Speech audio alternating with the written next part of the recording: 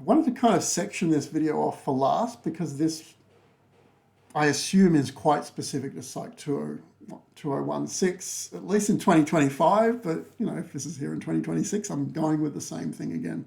The last marking rubric I made lasted 5 years, so this could be valid for 2026 as well.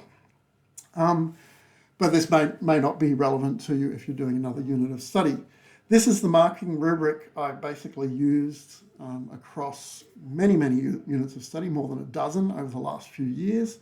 I've kind of added just a few things to it. If you're eagle-eyed and you've done one of my units before, you'll notice that this has been added. And all of these little additions to the marking rubric relate to threading, connecting, integrating, which you can understand at the end of the module. That's what I'm pushing most this year, this idea of coherency, of things making sense. Because marks that we used to give to, I don't know, just creating the big blobs, AI can do that. So now we need to shift to, okay, fine, that bit's been made easy. Now we're going to have to award marks for the threading. Do the sections flow logically and clearly? Does the content actually link to the introduction? What about the discussion? Does that link to the introduction as well? How well put together is it? Or have you just used AI in the separate sections? So that's a change. But you can see there's a lot of marks also for something else I've been talking about in this module, which is communicating clearly. Detailed, precise, everything's derived. The sentences are interpretable in the results. None of those, condition 1 was bigger than condition 2 type sentences. And then the discussion, carefully integrating results with prior literature. None of these throwaway statements like, oh, it aligns with, correlates with. No, we found this, they found this. Here's a sensible explanation for the difference. That's what we're looking for. That's where the marks are basically coming from. In terms of the word count, I already mentioned this in a prior video. The abstract's not going to change assignment to assignment, but you can work it out for whatever word count has been decided on for this assignment. The introduction ever so slightly longer than the discussion. And I've said this earlier as well, avoid long results sections, avoid long introductions and tiny discussions. Again, I blame biology. I think that's where it's coming from. That's the word count though. Something else I want to mention is the time you're spending is not proportional to the word count. 20 minutes on the abstract, you do it last, okay? So it is a very intense 20 minutes, but that's all it should take you to write 4 sentences. Introduction, 10 to 15 hours. Note-taking in front of that, I said that could be 10 hours. 25 hours just till you get to the end of the introduction? Yep.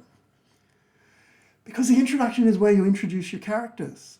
The introduction is where you set everything up. The introduction is where the theories are set up, the hypotheses are set up. Everything is built, everything is loaded, everything is ready. The results, 1 sentence per p-value, a sentence referring to the figure, and a graph, an hour, tops. You've never done a results section before, maybe a little bit longer, but yeah, it's get it out of the way. It's tiny, it's clear, be precise, work it out. The discussion, similar word count to the introduction, a little bit less. Why only 3 hours? Because all the work was done in the introduction. If all the work was done in the introduction. If in the discussion you're like, God, what do I talk about? You haven't set it up well. You haven't done a good introduction. But hopefully your characters are set up, their motivations are set up, what they're going to do is set up, the meaning of what they're going to do is set up. Here's what they do.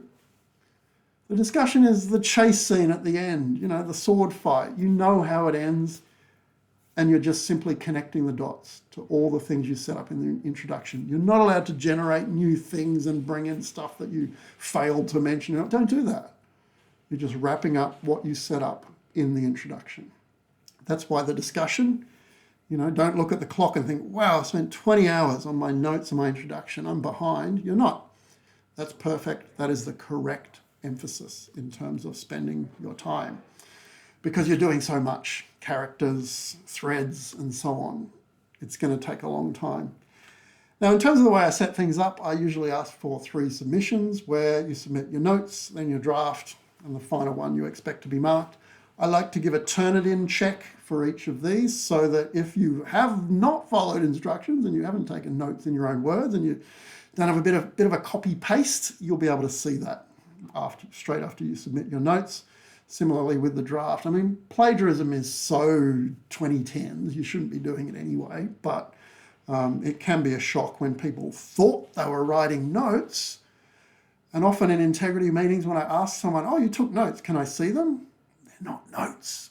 They're not notes at all. They copied and pasted huge sections of the things that they probably didn't read. They were just copying and pasting. That's not notes.